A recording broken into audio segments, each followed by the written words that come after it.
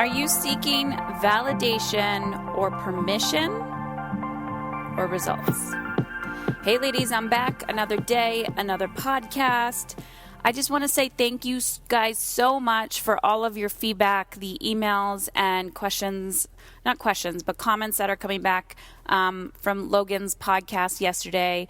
Really means a lot to me, obviously as his mother, but to him as well. And I will be sharing more of those with him as they continue to come in and as he gets back from school.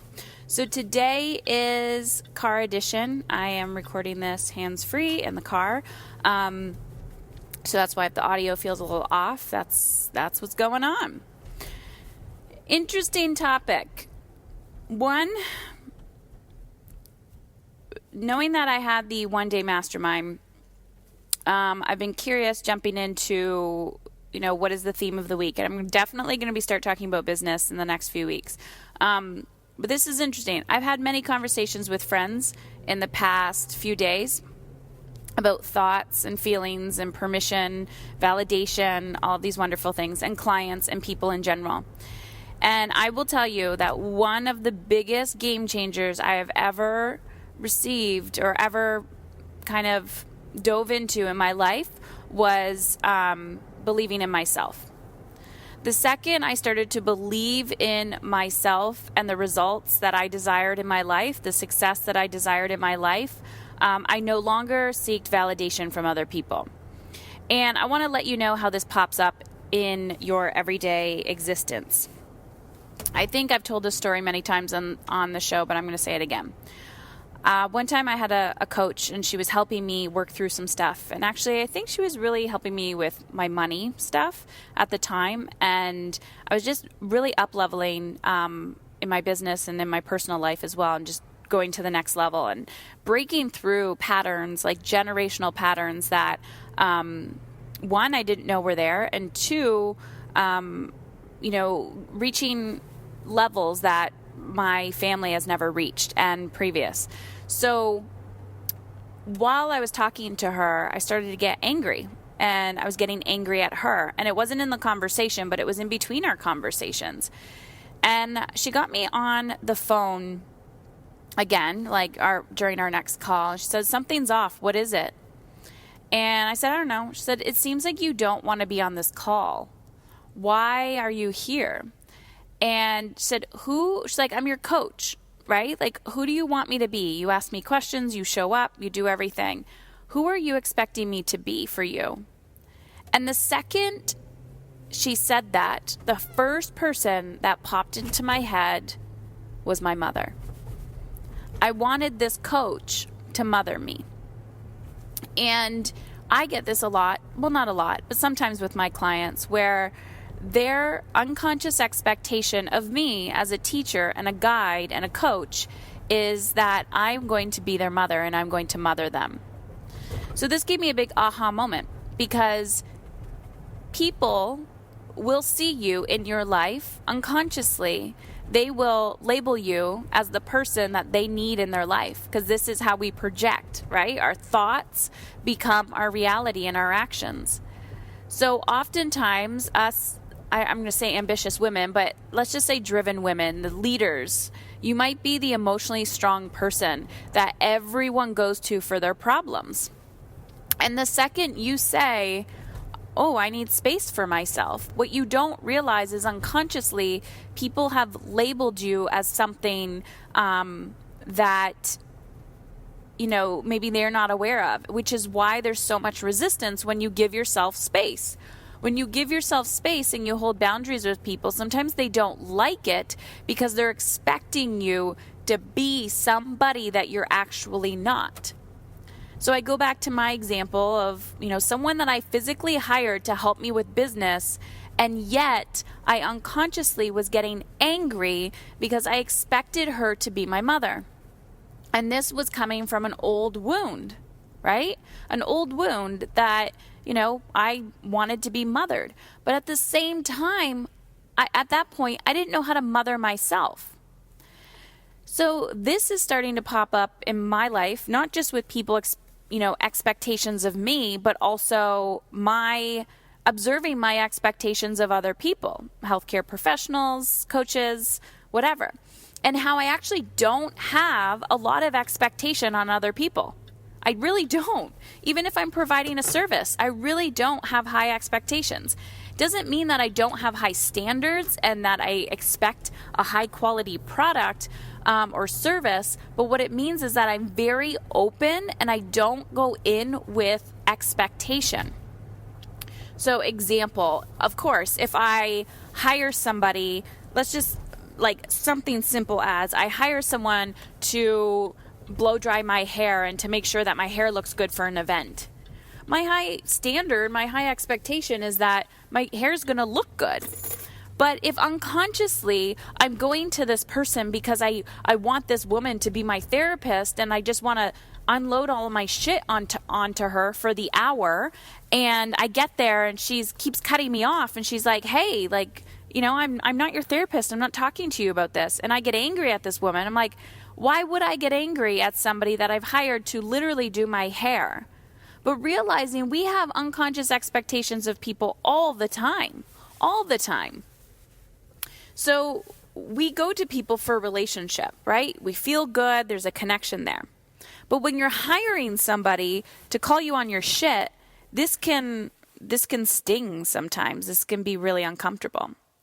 But this also got me thinking about, and this is why when I'm working with my clients, if I see that or I feel it, I'll tell them, but I do it from a place of, I try to do it from a place of compassion, because I know what it feels like to be on that other side when we're like, oh crap, I didn't even know I was doing that.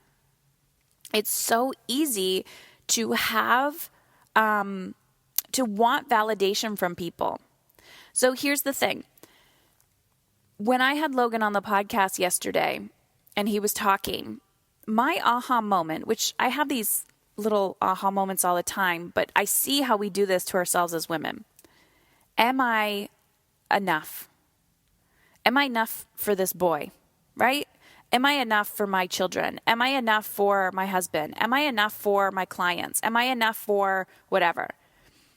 These are all outside things of myself. These are all relationships outside of myself. Am I enough for these people? Am I enough?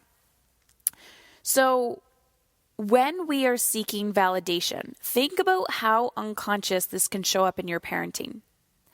If you grew up without a strong, nurturing mother figure, think about how you have overcompensated that in your life. Think about it. I have overcompensated mothering. And, when I came into mothering 14 years ago, I jumped into the nurturer role wholeheartedly. And there is something called over-mothering. And then, that person becomes so codependent on you that they can't even wipe their own ass, literally.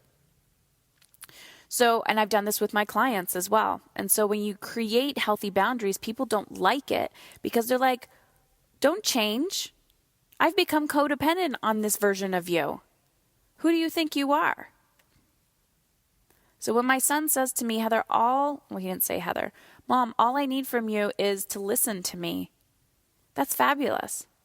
But if I am so over-mothering everybody in my life except for myself, I'm not going to have the mental capacity to be like, yeah, honey, let's just chat.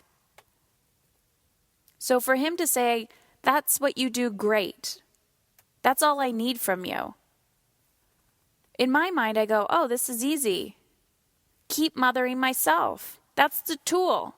So I tell you guys all the time, Mom is in control is about controlling yourself, nobody else.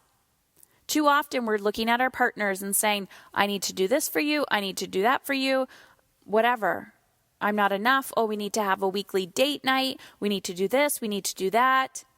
But you have to bring it back to yourself. Where outside of you are you seeking validation from other people and permission and, the shiny star? You're doing it. We all do it. At this point in my life, I can catch myself when I go, what is off here? Why doesn't this emotionally feel good? Oh, well, I have this unconscious expectation. I do this a lot to my husband. I have this unconscious expectation. I used to do this to my mother a lot. So people ask me, how the heck are you living with your mom right now? Or how the heck is she moving in? And I have no expectation. I've done a lot of work to not need validation from her. Too often people say, I can't be successful in XYZ because my husband won't support me. Or I can't be successful in this because then I'm going to be taking away from my children. And if I take away from my children, then that means I have failed as a mother. Is that true? You have to truly start analyzing your thoughts and your relationships and ask yourself, why do I pick up the phone every single time this person calls? Why? What am I afraid of? The truth is we're going to lose people in our lives, physically, emotionally. But when we're constantly seeking approval from people, call it approval, call it validation, call it support, call it whatever you want. We are the ones who need to believe in ourselves. So that when we are in relationship with other people, whether it's a partner or whether it's a child or a friendship or even a service provider, there is no wholehearted expectation that this person needs to change your life because you are the only fucking person that is going to change your life. You are the only person who has control over the actions that you take, over the thoughts that you think. But if you do not have the education and you do not do the work, you will never understand emotional intelligence. You will never understand how your thoughts manifest and create your reality. Validation. How are you validating yourself? I know people talk a lot about this on social media of like looking for the likes and the comments and the followers. Like, oh my gosh, you have more followers than me. Why the fuck do you care if somebody has more followers than you? That is no direct correlation with their level of success. Maybe that person is actually seeking validation. Hence the reason why they're pouring so much energy in their likes and followers. Pay attention. Because your unconscious expectation of relationships will either bring people further away from you or closer to you. So in my life, as I don't know what the heck you want to call me, a driven woman, like I'm a very weird person, but I consider myself, I don't need a lot of validation from people. If anything, I want validation from like my parents. I want validation from my husband. But I catch myself going, why am I doing this? I've worked through so much shit that I actually don't fucking care what they think about me anymore. I don't. My parents could think that I'm a complete fraud. They could think that I'm a complete loser. And I'm okay with that. I am not here to make them happy. I am here to make myself happy. And when I am happy and I am in alignment with who I want to be in my life, that has nothing to do with my worth or success as a mother. Because when I am on fire and I am happy and full, I am so present for my children. And I'm running my business in alignment with who I want to work with and how I want to feel, because then I can give back to these people. Imagine being in a job where you hate your clients. They can feel that. You can feel it. So do shit that lights your soul on fire. And every single time you catch yourself saying, I want their validation, I want their support, I want them to believe in me, I want you to ask yourself, why? Why are you pushing and pushing and pushing to get other people's validation when you don't even validate yourself. So everything that you crave, this is your aha moment for the day. Everything that you crave from others. I need space. I need him to give me space. I need this kid to shut up. I need this kid to be nice to me. I need this child to respect me. I need that client to do this. I need this person to have boundaries.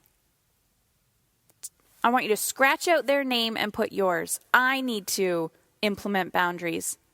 I need to respect myself. I need to mother myself. I need to give myself space. No excuses, ladies. You are the validation that you've been seeking. Love you.